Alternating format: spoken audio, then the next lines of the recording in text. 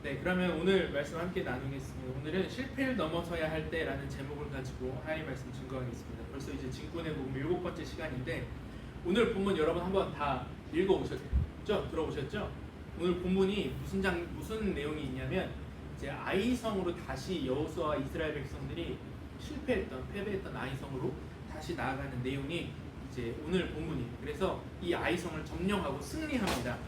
우리의 삶에도 이제 잘 되어갈 때, 흐름을 탔을 때, 여리고를 점령하고 다음 단계로 넘어가는 이 흐름을 탔을 때 우리 삶에 그런 흐름이 잘 이렇게 이어지면 승승장구하며 잘 나갈 때가 있는데, 그러다가 한번 멈춰서는 때가 있죠. 한번 주춤하고 모의고사 성적이 계속 한 2등급 이렇게 나오는데 어느 모의고사에서 한번 주춤했어요. 한 4등급이 나와버렸어요.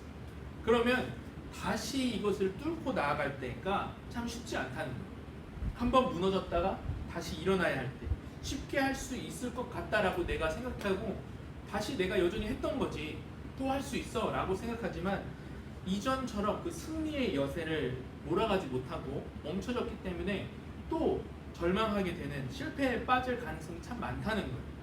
이제 휴가철이 다 끝났잖아요. 다 학교 이제 개강했나요? 아직 안 했어요? 언제 해요? 9월 1일 날. 아우 되게 좋네요. 대학생 참 최고예요. 아 부럽네요. 근데 이제 고등학생들은 다 학교 가잖아. 그쵸? 이제 집사님들 출근하시죠. 다 출근하잖아요. 일하잖아요.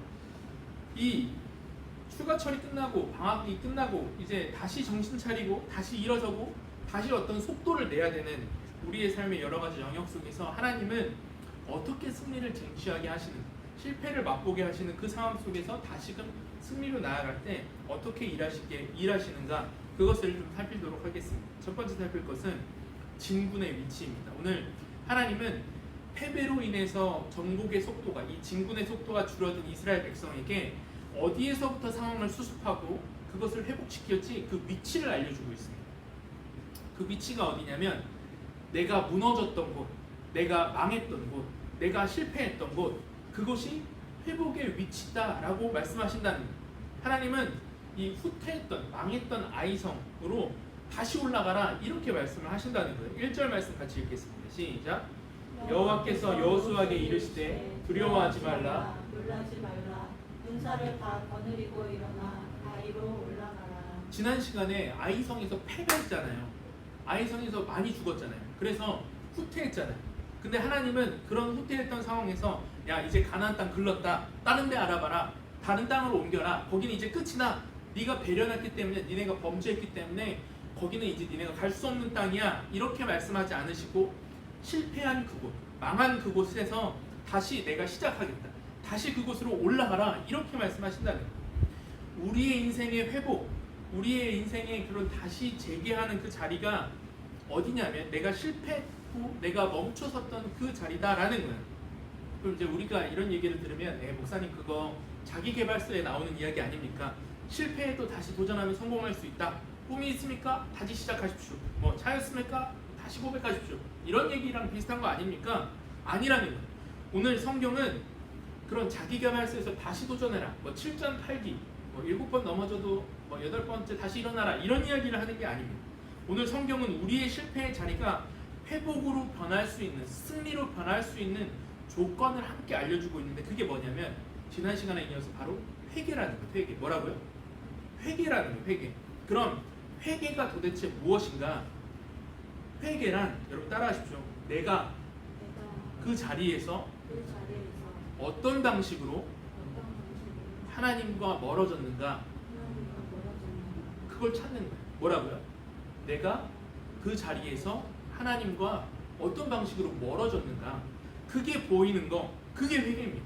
내가 실패했던 자리에서, 그 자리에서 나는 어떤 방식으로 하나님과 멀어졌는가, 그 자리에서 나는 어떻게 하나님을 잃어버리고 다른 것을 내 주인으로, 내 하나님으로 다시 삼았는가, 이것을 정확히 파악하면, 영적으로 정확히 파악하면 그 실패의 자리가 승리의 자리입니다. 그 실패의 자리가 회복의 자리로 바뀔 수 있도록 하나님이 일하신다라는 거예요. 오늘 이스라엘이 실패한 이유가 뭐였죠? 지난 시간에 이스라엘 백성들이 왜 아이성에서 망했을까요?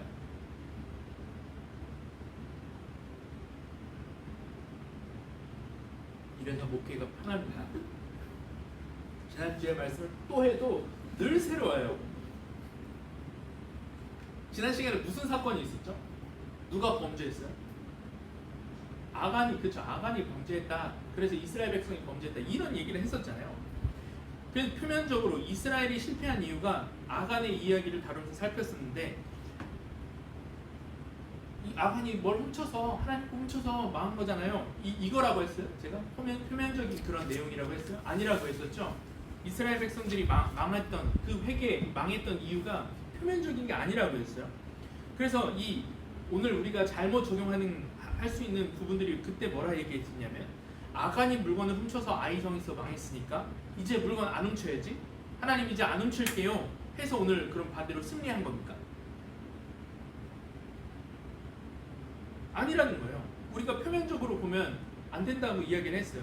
우리가 성경을 통해서 회개라는 것을 우리가 교회에서 이렇게 들어왔잖아요. 그러면 회개에 대해서 어떻게 생각하냐면 똑같이 생각하는 거예요. 너무 표면적으로 성경을 이해하고 회개라는 걸 받아들여요. 그래서 우리가 적용할 때 지난주에 내가 어떤 중독적인 거, 어떤 내가 끊어내지 못한 거, 내가 내 안에 있는 죄성, 내가 이렇게 분노하는 거 여전히 이번 주에도 똑같이 일어나고, 내가 그것을 또 받고, 내가 그 사람한테 또 그렇게 분을 내었고, 그랬으니까 나는 이번 주에 실패하고 망할 것이고, 반대로 이번 주에 하나님 그만할게요. 그러니까 주님 승리 주세요. 그거 그만하면 하나님이 승리 주실 것이다. 이런 식으로 회개를 받아들이는 경향이 있다는 거예요. 여러분, 그렇지 않습니다. 회개는 어떤 하나님과의 딜이 아니에요. 하나님 이거 줄 테니까 나한테 이거 해주십시오. 기브 앤 테이크가 아닙니다. 이렇게 자기중심적인 게 아닙니다. 이렇게 내가 행동 안 했기 때문에 하나님이 안 주시는 거라면, 내가 잘못했기 때문에 하나님이 안 주시는 거라면 내가 올바르게 행동할 테니까 하나님 나한테 내놓으십시오. 이걸 회개라고 생각한다면 우리는 회개를 정말 오해하고 있고, 회개를 통해서 하나님이 주시고자 하는 유익을 온전히 누리지 못하고 있다라는 거예요. 회개가 무엇이냐면 그 상황에서 내가 어떤 방식으로 어떻게 하나님과 멀어졌는가, 그걸 파악하고 돌이키는 거예요. 오늘 이스라엘이 회개 안에서 파악한 게 뭐냐면, 우리가 왜 망했지? 어떤 방식으로 우리가 하나님을 떠났었지? 우리가 눈에 보이는 거를 따라가다가 보이지 않는 하나님의 말씀을 무시했구나. 보이는 물건을 취하려고 하다가 보이지 않는 하나님의 음성을 무시했는데 그것 때문에 우리가 망했구나. 이거를 정확하게 파악을 한 거예요. 지난주 말씀인데 7장 21절 말씀 같이 한번 읽어보겠습니다. 시작. 내가 노력한 물건 중에 200세겔과 그 무게가 50세겔 되는 금덩이 하나를 보고 탐내어 가졌나이다. 보소서 이제 그 물건들을 내 장막 가운데 땅 속에 감추었는데 은은 그 밑에. 본 것이 하나님보다 중요해지다가 보이지 않는 하나님의 말씀을 무시했다는 겁니다. 그래서 실패했다는 거예요. 이것처럼 나는 과연 하나님과 어떤 방식으로 그 시간에 멀어졌는가, 이 과정을 깨달아가는 것이 회개라고 한다라는 거예요. 다시, 실패한 상황에서 회개란 무엇이냐면, 내가 이 상황 속에서 다른 것이 내 하나님이 돼서 내가 휘둘리고 있는 도대체 그것이 무엇인가, 내가 그 상황에서 어떤 방식으로 하나님과 멀어졌는가, 그걸 찾아야 된다는 거예요. 좀 이제 우리의 실질적인 얘기를 하면, 나와 내 아내 사이에서, 나와 내 남편 사이에서 하나님이 우리를 가정으로 묶으시면서 주신 그 의미와 가치들이 있어요.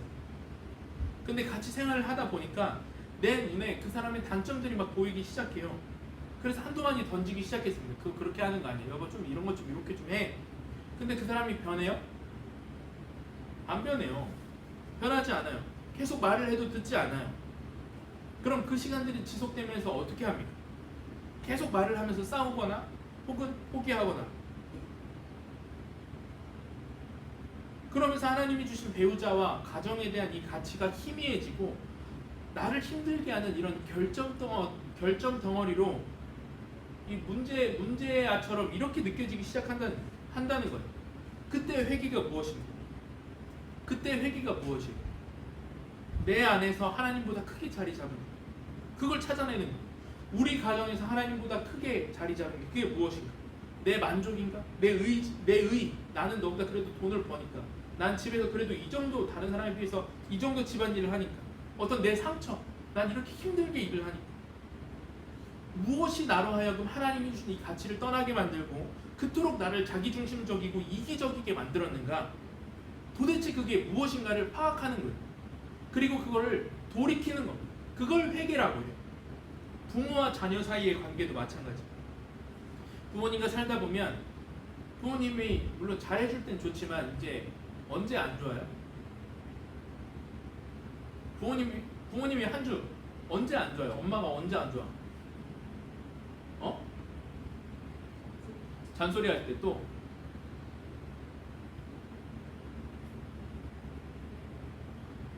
뭐 시킬 때? 뭐? 그러나 언제 안 좋아? 부모님이 잘 기회가 왔어. 아빠 언제? 노코멘트 하겠습니다. 아름아, 언제 부모님이 제일 힘들어? 아니, 너를 비방하고자 하는 게 아니야. 한번 너 여기 좀 이야기를 하면서 되짚어보게 하려고 하는 거 없어요. 그냥 늘 좋아. 엄마 사랑해요, 아빠 사랑해요, 막 이런. 부모님 힘들게 할 때가 있어요. 근데 부모님이랑 살다 보면 좋을 땐 좋은데 왜 이렇게 하지 말라는 게 많아. 못하게 하는 게 많아요. 왜 이렇게 해주는 게 그거는 해주기가 어렵다. 이렇게 어렵다는 게 많은지. 다른 친구들의 부모님 보면 그렇게 다 막 듬벙듬벙 다 해주는데 그게 나한테는 그렇게 비교되고 서운하고, 그러다 보니까 언젠가부터 부모님한테 날카롭게 말하고 틱틱대고 비교하면서 내 안에 그 감정들을 말과 행동으로 막 표출하는 거예요. 그때 회개가 무엇입니까? 내 안에서 하나님보다 부모님과 나에게 주신 하나님이 나에게 주신 그 관계 안에서 하나님보다 크게 자리 잡은 그거 찾아내는 거예요. 친구와의 관계, 친구가 가지고 있는 어떤 좋은 물건, 친구들 안에서의 나의 위치, 무엇이 나로 하여금 하나님을 떠나게 만들고 그 안에 그것을 우상으로 삼게 만드는 거예요. 도대체 그게 무엇인가? 그것을 파악하는 게 회개라는 거예요. 회사에서도 그래요. 저 사람 일 못하는 사람이, 저 놈은 자기 관리 못하는 사람이, 자기 일 못하는 놈이야, 가치 없는 놈이야, 실수투성이야, 이 회사는 답이 없어, 이 학교는 답이 없어, 부장은 무능력해, 어차피 안 해도 돼. 보이는 것 때문에 하나님이 나를 부르신 이 가정, 이 회사, 이 학교, 이 관계 안에서 나를 섬기는 자로, 나를 공부하는 자로, 하나님이 나에게 주신 그 사명을 감당하는 그리스도인으로 그 누리게 하시는 일들이 있는데, 그것을 누리게 하지 못하고 그 은혜와 평안이 다 뺏어지고 내 안에 불안과 질투와 그 분냄과 욕심이 막 솟구쳐 나올 때, 그 가운데 회개라는 것은 내가 무엇이 내 하나님이 되어 있는가, 무엇이 나를 이 하나님이 나에게 주신 일들로부터 멀어지게 하였는가, 그걸 파악하는 거예요. 면밀히 보면 이런 것들이 나올 수 있어요. 내 이익과 나는 그 관계 안에서 내 이익과 나만의 기쁨을 취하기를 원했고, 내가 그걸 추구하고 있고, 내 몸이 편하기를 원했고, 내가 그 사람한테 말 한마디 이렇게 던지는 거, 그 사람이 좀 그 사람이 좀 모자라 보이고 힘이 없어 보이고, 내가 당연히 내가 누려야 될 거라고 그 사람 막대했구나. 내 하나님이 지금 어떻게 바뀌었는지를 그 가운데 살펴야 된다는 겁니다. 그래서 여러분의 삶 안에서 다시 고백하십시오. 그 사람과 같이 살지 말지, 이 회사에서 내가 있을지 말지, 어떤 단순한 정답을 하나님 내가 여기 있을까요 말까요 그렇게 구하면서 나아가는 것이 아니라, 하나님께서 우리 각자에게 주시는 그 회개의 마음 속에 너는 지금 그게 문제였어, 그게 어느새 너의 하나님이 되었어, 그걸 하나님이 깨닫게 하실 때 지혜로운 결정을 내릴 수 있다라는 거예요. 오늘 내가 실패한 곳에서, 나의 아픔이 있는 곳에서 회개란 무엇인가, 내가 어느 순간 하나님을 어떻게 잃어버렸는가, 그 방식이 무엇이었는가, 그걸 파악해야 된다라는 겁니다. 두 번째 살필 것은 진군의 유익입니다. 그러면 회개 이후에, 회개를 통해 하나님이 이제 진군을 하게 하시는데, 회개 이후에 하나님이 내게 주시는 유익이 무엇인가, 회개 속에서 하나님이 이제 승리로 또 회복으로 이끌어 가시는데, 그 안에 두 가지를 주신다는 거예요. 뭐냐면 첫 번째는 전략을 주시고, 두 번째는 전리품을 주신다는 거예요. 이게 회개하는 자가 얻을 수 있는 유익함이라는 거예요. 뭐라고요? 첫 번째 전략을 주시고 두 번째는 전리품을 주신다는 거예요. 차례대로 살펴보면 첫 번째는 전략을 주신다는 건데 오늘 이스라엘 백성들이 회개했어요. 그런데 하나님 내가 잘못했어요. 다시는 안 할게요. 이게 아니라 하나님을 떠났던 이유 그 원리를 파악하고 회개하니까 그것을 통해서 승리의 전략이 얻어지더라라는 겁니다. 오늘 이스라엘 백성들이 뭐 때문에 망했다고 했죠? 보이는 것 때문에 보이지 않는 하나님을 무시했다 했잖아요. 그걸 정확히 파악하고 회개한 다음에 그 회개 때문에 평행되게 이스라엘과 평행하게 멸망하는 사람들이 오늘 8장에 등장을 합니다. 여호수아가 아이성을 어떻게 공략을 하냐면 같은 방법으로 보이는 것에 속아 넘어가게 만든다라는 거예요. 13절 14절 말씀 같이 한번 읽어보겠습니다. 시작. 이와 같이 성읍 북쪽에는 온 군대가 있고 서쪽에는 복병이 있었더라. 여호수아가 그 밤에 골짜기 가운데로 들어가니 아이 왕이 이를 보고 그 성읍 백성과 함께 일찍이 일어나 급히 나가 아라바에 이르러 정한 때에 이스라엘과 싸우려 하나 성읍 뒤에 복병이 있는 줄은 알지 못했다. 여호수아가 부하들한테 뭐라 하냐면 우리가 동쪽에서 북쪽에서 군대를 치고 내려갈 거야. 그러면 그때 네가 서쪽으로 매복해 있어. 우리가 이렇게 들어갈 때 얘네들이 반격해서 올라오겠지? 그리고 우리가 도망하는 척 할 테니까 그 틈에 니네가 들어가서 성을 점령해. 이렇게 얘기를 한 거예요. 이게 이 방법이 이스라엘 백성들이 망했던 방법과 평행을 이루고 있다는 겁니다. 어떤 평행이냐면 이스라엘 백성들이 아이성에서 패했죠. 아간이 보이는 것을 취했기 때문에 보이지 않는 하나님을 놓쳐서 패배했어요. 그런데 똑같은 원리로 아이성 패배했던 그 원리를 통해서 아이성을 공략을 합니다. 오늘 21절과 14절 말씀을 이렇게 보면 돼요. 아름다운 외투 한 벌, 은 200세겔, 그 다음에 50대인 금덩이 하나를 보고 탐내어 가졌는데 14절에도 똑같이 이야기를 합니다. 아이왕이 이를 보고 나갔다는 거예요. 보다 히브리어로 라라고 하는데 같은 말을 썼어요. 이스라엘 백성이 매복이라는 소위 매복이라는 전략을 썼는데 매복이 뭐예요? 매복. 앞에서는 후퇴하는 척하고 군대를 준비해놨다가 복병을 준비해놨다가 이들이 따라오는 틈을 타서 뒤를 치던지 옆을 치던지 아니면 이들의 성을 치던지 하는 게 매복이잖아요. 근데 이 매복이라는 전략이 어디에서부터 나왔겠는가? 이스라엘이 갑자기 그냥 아이디어가 번뜩 떠올라서 이렇게 한 게 아니라 자신의 실패와 회개 속에서부터 그게 나왔다는 거예요. 여러분 한번 생각해 보세요. 아이성 왕이 이 사람들 이스라엘 백성들을 쫓아갈지 어떻게 알았겠어요? 그걸 어떻게 확신할 수 있었겠어요? 근데 오늘 여호수아를 보면 여호수아가 너무 그거를 확신하고 이야기를 해요. 근데 다시 돌아와서 자신의 실패에서 이 전략이 나왔다는 거예요. 내가 실패했어요. 훔치지 말아야지. 안 훔치면 하나님께서 복 주시겠지, 승리하겠지. 이게 아니고 본질적인 회개는 어떤 방식으로 내가 이 순간 하나님과 멀어졌는가, 보이는 것을 보다가 보이지 않는 하나님을 무시해서 망했구나, 이게 깨달아지는 순간 그게 전략으로 그대로 바뀌어서 하나님이 승리를 주시는 방법이 되게 하시겠다는 거예요. 오늘 요거를 제가 그림으로 좀 구도로 좀 가지고 왔는데 한번 보여드릴게요. 보시면 전리품을 아간이 보고 있었죠. 그렇죠? 그래서 이 아간은 전리품을 보고 보이지 않는 하나님을 보지 못해서 망했어요. 근데 동일하게 아이성 왕은 이스라엘을 봤어요. 하지만 보이지 않던 복병을 보지 못하고 망하게 되었다는 거예요. 이게 평행이라는 거예요. 그런데 이 구체적인 전략 속에 여호수아가 아까 말했듯이 너무 확신을 해요. 하나님은 그냥 내복하라 라고만 이야기를 했는데 여호수아가 이 과정을 실행해 나아가면서 분명히 그 사람들 그렇게 움직일 거야. 이걸 어떻게 예측을 해요? 이 확신 가운데 일을 진행해 나가더라는 겁니다. 6절과 7절 말씀 한번 읽어보겠습니다. 시작.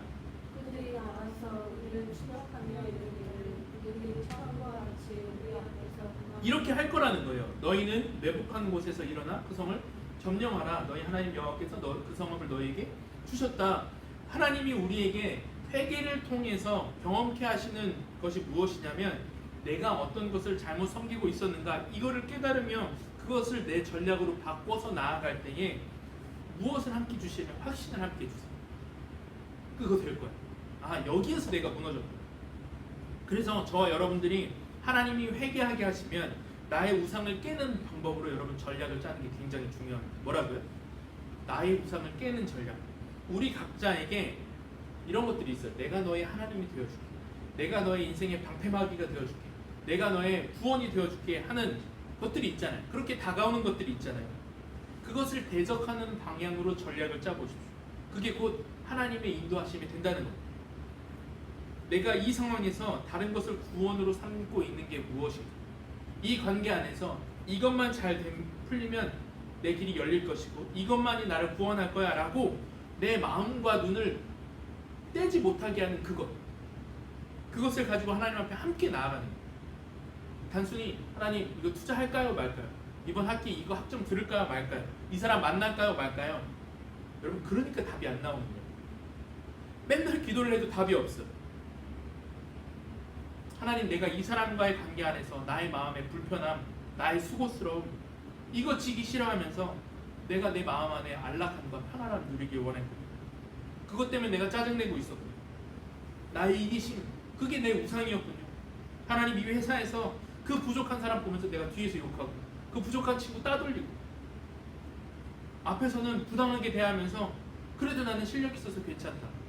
자기 살 길 자기가 알아서 가는 거라고 내가 저 사람보다 낫다고 그렇게 생각했던 교만이 나의 우상이었습니다. 그때 내가 그 상황에서 그 관계에서 어떻게 행동해야 될지가 명확히 보이기 시작합니다. 그게 삶의 방향으로 나온다는 거예요. 그래서 여러분 어떤 단순한 답변만을 하나님 앞에 바라며 나아가는 게 아니라 회개란 하나님과의 관계 안에서 그 관계 안으로 더 깊이 들어가는 이 인격적인 관계를 함께 포함하고 있어요. 회개는. 그것을 통해 여러분 하나님은 여러분들의 실패를 딛고 일어나게 하면서 성숙하게 하신다는 겁니다. 우리 각자에게 내가 하나님이 되어줄게라는 그 문제들 앞에서 여러분 한번 돌아보십시오. 내가 하나님을 언제 바꿨지? 그것을 통과해야만 온전히 회복된 그 진군으로 나아갈 수 있는 그 지혜와 전략이 자연스럽게 솟아나온다는 겁니다. 네이버 이야기를 좀 해보려고 하는데 네이버 써요? 그렇죠. 네이버 많이 쓰죠. 네이버가 2000년대 초에는 1등이 아니었습니다. 그때는 야후코리아 혹시 아세요? 야후코리아? 알아요? 야후코리아 알아? 몰라? 라이코스 아세요? 이걸 알고 웃으시? 라이코스 하나 알아? 모르죠, 그렇죠? 네, 이걸 알면 늙은 사람이에요. 저도 알거든요. 많은 포털 사이트들이 많았었고 뭐 다음 이런 거 많았었는데 근데 이 포털 사이트들이 사람들을 끌어올리기 위해서 사람들이 막 접속하게 하기 위해서 그때 당시 엄청 혈안이 되어 있었단 말이에요. 그래서 사람들을 끌어오는 방법으로 썼던 게 뭐냐면 커뮤니티를 인수하는 거예요. 커뮤니티. 커뮤니케이션이 뭡니까? 소통, 대화 뭐 이런 걸 커뮤니케이션이라 하잖아요. 커뮤니티는 이제 소통할 수 있는 프로그램들을 얘기를 해요.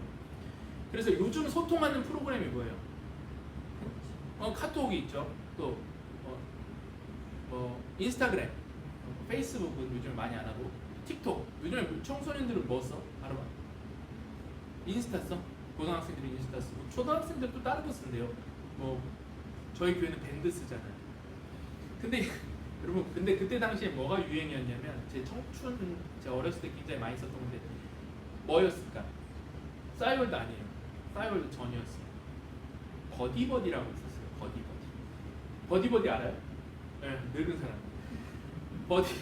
버디버디가 그때 당시에 이제 지금 카톡 같은 거예요. 컴퓨터로만 할 수 있는 카톡 그런 느낌이었는데 그런 걸 인수해서 이제 사람들이 우리 포털 사이트에 많이 접속하도록 해야 된다 이렇게 했었어요. 그리고 아이러브스쿨 혹시 아십니까? 아이러브스쿨? 아시죠? 네, 아이러브스쿨.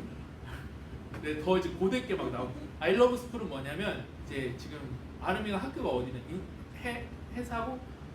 해양사관고등학교 다니지. 그러면 아이러브스쿨을 가면 해사고 때 뭐 만약에 2023년도에 1학년 얘들 친구들 같이 묶어주는 거예요. 그래서 친구 동기들끼리만 그 방을 만들 수 있게끔. 그래서 이제 친구들끼리 그 동창 모임이죠. 동기라고 하나요? 동기들 모임을 만들어준 게 I Love School이었어. 그거를 야후 코리아에서 이제 인수해야 되겠다. 뭐 이렇게 해서 몸집을 키워야 된다. 그래야 이긴다. 뭐 그랬어요. 근데 네이버는 뭐로 떴냐면 주니어 네이버 하면서 이제 검색 엔진으로 뜬 거예요. 그때 당시에 네이버는 한 4위 정도 하고 있었어요. 근데 이제 다들 분위기가 이런 거예요. 다 커뮤니티 인수해서 이제 몸집을 키워야 된다 이러니까 네이버도 우리도 그거 한번 해보자. 우리도 이거 신경 써야 된다. 그래서 투자를 했는데 망했어요. 그리고 그 망한 시점에 뭐가 등장하냐면 엠파스가 등장합니다. 엠파스 들어봤어요? 안 들어봤어요? 엠파스 못 들어봤죠? 지금 엠파스가 없었어요. 들어보시죠, 집사님. 엠파스가 뭐냐면 자연 검색어 뭐 이런 것 때문에 나왔던 건데 그때 당시에 엠파스가 뜨면서 네이버의 이 검색 엔진에 대한 게 도전을 받은 거예요. 오늘 매복이랑 굉장히 비슷한데 이해진이라는 사람이 그때 당시에 의장이었거든요. 근데 기업에서도 붙들어야 될 핵심 가치, 나의 하나님이 있다라는 그것을 이제 글로 강연 중에 이제 이야기를 한 건데 같이 한번 읽어보겠습니다. 시작. 인터넷 열풍이 꺼졌을 때 매일 클럽 등 포털이 하는 모든 것을 펼쳐놓았던 것이다. 핵심 역량을 분산시키자 우리 핵심이었던 검색 엔진이 공격받았다. 여기 빼다 저기 박으면 여기가 공격당한다는 것을 배웠다. 여러분 너무 감칠맛 나지 않아요? 이제 직장 생활을 오래 하신 집사님 너무 많이 잘 와닿지 않습니까? 이거 하려고 해서 이거 빼다가 여기에다 박아놨는데 기존에 했던 게 막 공격받는 거예요. 다 도전을 받는 거예요. 다시 똑같이 막 압력을 받고 하는 거예요. 이 엠파스가 왜 유명했냐면 당시에 검색 엔진을 쓸 때 예를 들어서 뭐 월드컵 한국 경기 일정 이렇게 치면 뭐가 나와야 돼요? 월드컵 경기 일정 이런 게 쫙 나와야 되잖아요. 언제 경기 일정이 있는지 알려줘야 되잖아요. 그런데 당시에 이렇게 검색을 하면 그 말이 써져 있는 블로그나 뉴스를 찾아줬어요. 네이버에서도. 그럼 월드컵 한국 경기 일정 그러면 그 일정을 보여달라는 거잖아요. 그 글자를 알려달라는 게 아니고 그 엠파스에 가서 월드컵 한국 경기 일정 딱 치면 그 일정이 딱 나오는 거예요. 그걸 추려서 언제 일정이 있는지를 얘네가 보여주는 거예요. 그러니까 네이버를 쓸 필요가 없죠. 엠파스를 써야죠. 그게 나오면 내가 궁금한 걸 바로 찾아주니까. 근데 이 기술을 만들었던 사람이 당시에 엠파스에 그 돈을 주는 것과 이 문제가 있었어요. 분쟁이 있었어요. 왜 돈을 제때 안 주냐? 이렇게 개발해서 이렇게 올라갔는데 돈을 안 주냐? 그래서 네이버의 이 이해진이라는 의장이 딴 거 안 하고 형 그거 그 아는 사람 그 사람을 포섭해서 형 이거 우리랑 같이 합시다. 이거 우리랑 해요. 라고 해서 그 사람을 데려오는 바람에 네이버에 뭐가 나왔냐면 그때 당시에 통합 검색이 나왔어요. 지금 우리가 쓰고 있는 통합 검색. 지금이야 뭐 네이버 뭐 별거 아니야 이렇게 얘기하지만 그때 당시에는 구글이 네이버를 인수하려 했습니다. 이거 MS 우리가 가져가서 쓰자. 오늘 이거를 깨닫고 난 다음에 이게 전략이 되어서 네이버가 어떻게 하냐면 나는 딴 사업에 돈 투자 안 한다. 딴 거에 돈 안 돌린다. 그래서 몇 년 전에도 카카오가 다음 거잖아요. 다음에서 뭐 인터넷 뱅킹, 카카오 뱅킹 할 때 네이버는 안 했어요. 왜? 우리 그거 안 해. 우리 그거 잘 할 줄 몰라. 우리가 잘하는 거 할 거야. 그게 전략이 되었다는 거예요. 그 실패를 통해서 회개를 통해서 가지고 온 전략. 우리는 이것만 해. 여러분 그 전략이 어디에서 나옵니까? 실패 속에서 내가 붙들어야 될 하나님. 내가 뭐 하나님과 언제 멀어졌는가? 그 핵심이 무엇이었는가? 이걸 제대로 회개할 때 자연스럽게 전략과 연결된다라는 거예요. 우리 안에도 여러분 스스로에게도 하나님이 바뀌는 그 순간이 있어요. 여러분들 그거 말은 하지 못하지만 여러분들이 다 아실 거예요. 그걸 회개할 때 여러분 그게 여러분들의 삶의 전략이 돼요. 그게 승리가 될 거예요. 이게 하나님의 인도하심이라는 거예요. 두 번째 살필 것은 하나님이 전리품을 주신다는 건데 여리고에서 하나님께서 가지지 말라 했던 거 가졌다가 실패했는데 근데 오늘 하나님이 드디어 나는 공급하는 하나님이야 이걸 분명히 보여주십니다. 오늘 재밌는 말을 하나님이 하시는데 여리고에서 니네 못 가졌지? 아이성에서는 하나만 빼고 다 차지해라. 나는 공급하는 하나님이다. 이렇게 말씀하세요. 2절 말씀입니다. 함께 읽겠습니다. 시작. 너는 여리고와 그 왕에게 행한 것 같이 아이와 그 왕에게 행하되 오직 거기서 탈취할 물건과 가축은 스스로 가지라. 아니 그러면 이제 우리한테 반발심이 들죠. 하나님 아니 진작에 가지게 하시지 왜 여기 와서 이게 이제서야 가지게 하십니까? 하나님께서 회개 이후에 공급하신다라는 것은 이 회개의 과정을 통해서 하나님은 우리가 보이는 것의 함정을 다루기를 원하신다는 거예요. 여리고를 점령했을 때부터 하나님이 계속 말씀하시는 부분인데 너희가 보이는 것 앞에 설 때 기억해라. 그것이 있고 없음이 너희의 구원이 아니라 내가 너희의 공급자가 되겠다. 아 그렇군요. 하나님 당신이 나의 공급자이십니다. 이 확신, 이 명령 속에 내가 공급받는다.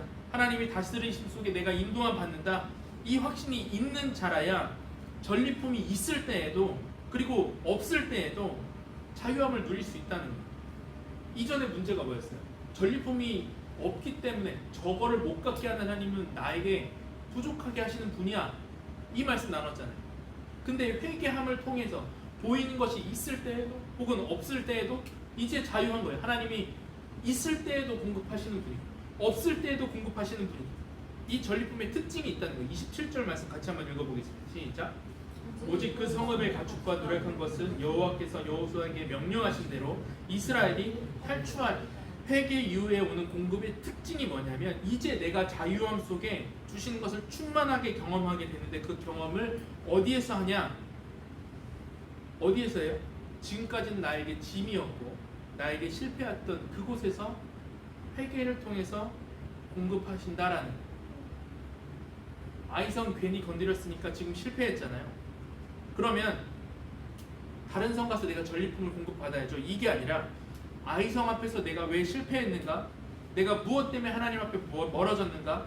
회개하면 그 전략을 가지고 아이성으로 다시 나아갈 때 그 아이성이 지금까지는 짐이었고 실패였는데 전략을 들고 나아가니까 내 실패와 내 패배했던 내 문제였던 내 짐이었던 그곳에서 전리품이 쏟아져 나온다는 거예요.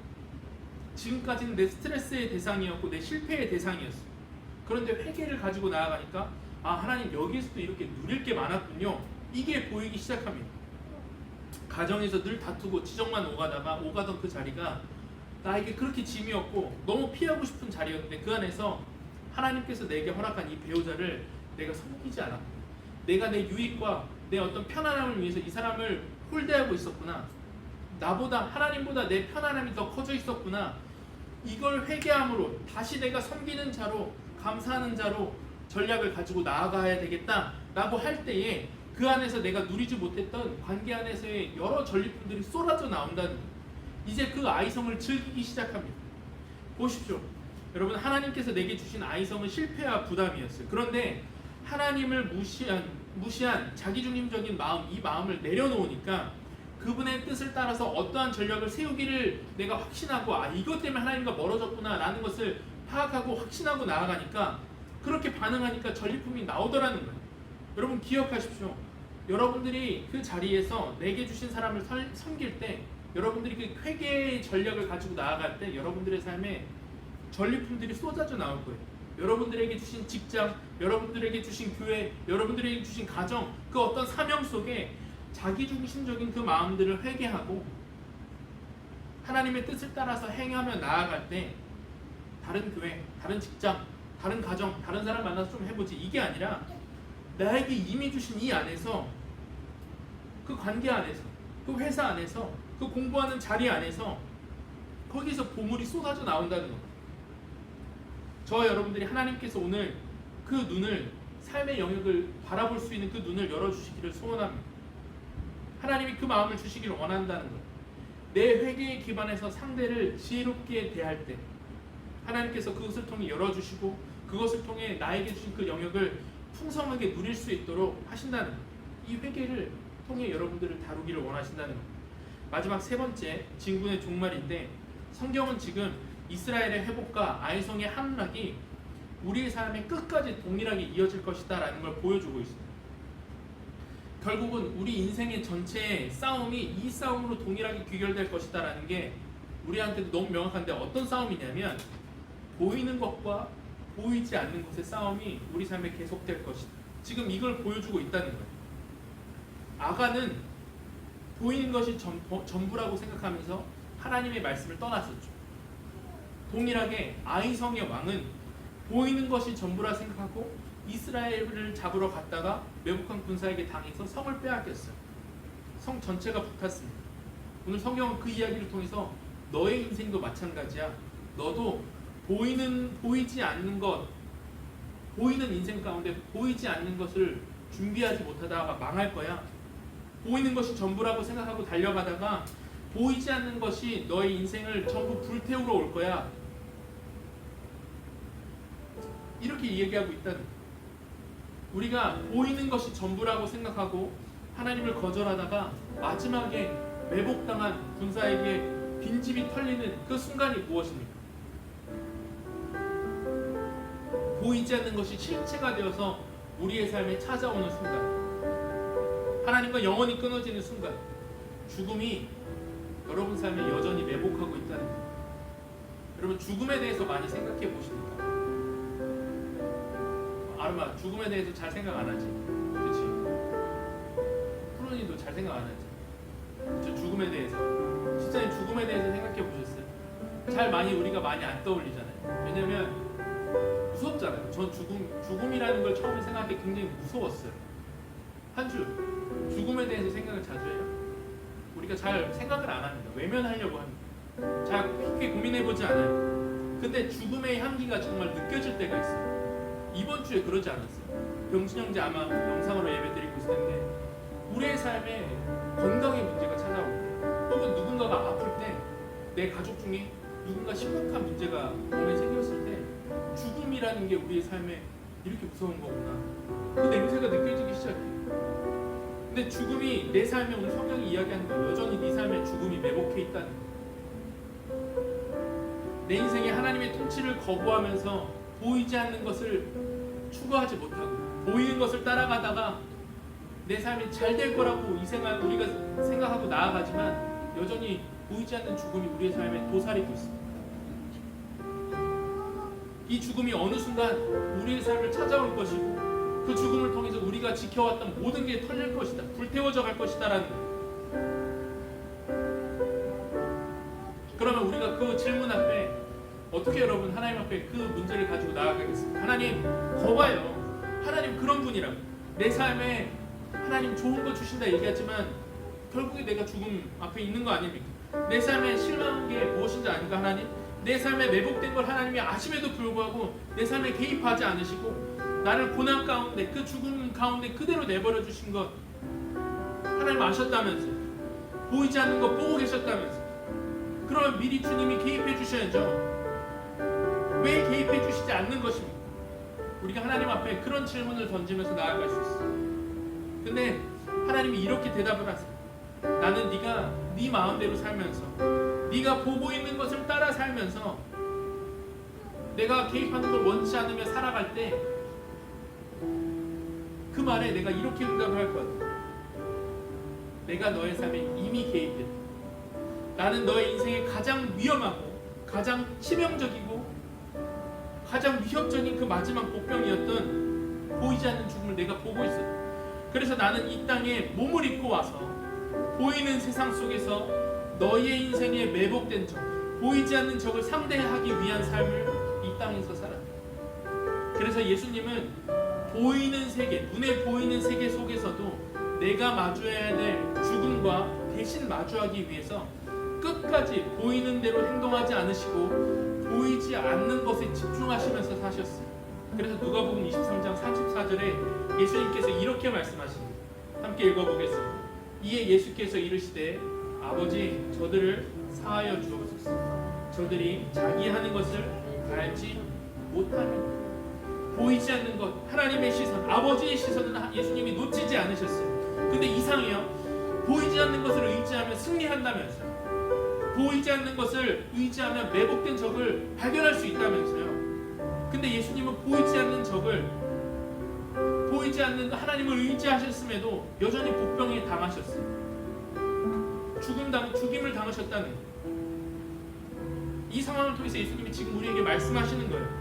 내가 십자가에 달린 것은 내가 보이는 것을 보지 못해서가 아니라 보이는 것에 집착하며 그것을 구하기 위해 살다가 결국에 그것을 놓침으로써 네가 당해야 할 것, 내가 당해야 했던 그 대가, 너의 인생에 스스로 당해야 될 매복되어 있는 그 죽음을 내가 대신 당하고, 그럼에도 불구하고 나는 끝까지 보이지 않는 것을 의지하였기에 내가 누려야 할 전리품, 내가 누려야 할 그 영광, 그 기쁨, 그 회복의 기쁨을 너의 삶에도 넘치게 하기 위해서 내가 그것을 포기하고 다 너에게 주기를 원한다. 이게 하나님이 우리의 질문에 대한 대답이라는 거예요. 이 예수님을 우리가 바라볼 때 그때 알 수 있어요. 하나님 내 삶에 개입하지 않으신다, 그 말 거짓말이었구나. 나는 그분의 인생 안에 큰 어려움이 보이지 않는 그 상황처럼 보였지만, 오히려 그게 아니라 보이지 않는 죽음을 위해서 이 매복된 적을 제거하시기 위해서 오히려 개입하시고 목숨을 내어주실 정도로 내 삶에 개입하신 그분이 나의 하나님이시라면, 죽기 이전에 이 땅의 삶에도 내가 실패를 경험하거나 내 삶이 멈춰지거나 내가 뭔가 위기를 당하는 것 같은 그 상황은 하나님이 개입하시지 않으셔서가 아니라 이 상황을 통해서 내 삶에 회개케 하시고 내 삶에 더 풍성한 전리품이 누려지게 하기 위해서 내 삶을 인도하고 계시는 겁니다. 이게 깨달아진다는 거예요. 그래서 바울은 영적인 눈으로 매복된 죽음을 해결하신 예수 그리스도의 그 삶을 어떻게 표현했냐면, 고린도서 4장 18절에 이렇게 표현했어요. 제가 읽어드릴게요. 우리가 주목하는 것은 보이는 것이 아니요 보이지 않는 것이니, 보이는 것은 잠깐이요 보이지 않는 것은 영원하다. 너무 멋지지 않나요? 히브리서 기자는 또 이렇게 말을 합니다. 믿음으로 모든 세계가 하나님의 말씀으로 지어진 줄 우리가 아나니, 보이는 것은 나타난 것으로 말미암아 된 것이 아니다. 보이는 뒤에 실체가 있고, 보이는 너머에 더 큰 세계가 있고, 보이는 너머에 더 큰 인도하심이 있고, 보이는 너머에 더 큰 계획이 있고, 하나님, 내가 보이는 것에 이제 속는 자가 아니고 그 너머의 말씀을 통해서, 그 너머의 하나님의 계획하심을 따라서 주님 제가 따라가기를 원합니다. 이렇게 다짐할 수 있다는 겁니다. 저와 여러분, 오늘 보이는 세계 속에서 보이지 않는 세계가 있고 보이지 않는 적이 있지만, 그러나 그 적을 해결하신 하나님의 은혜와 또 십자가의 공로를 붙잡고 오늘 우리의 삶에서 나오는 실패도 회개함을 통해 이겨나므로 주님이 주신 그 전리품을 충만히 얻는 저와 여러분 되기를 주님의 이름으로 축원합니다. 우리 찬양하고 기도하겠습니다. 우리 나의 가는 길 함께 일어나서 찬양하겠습니다.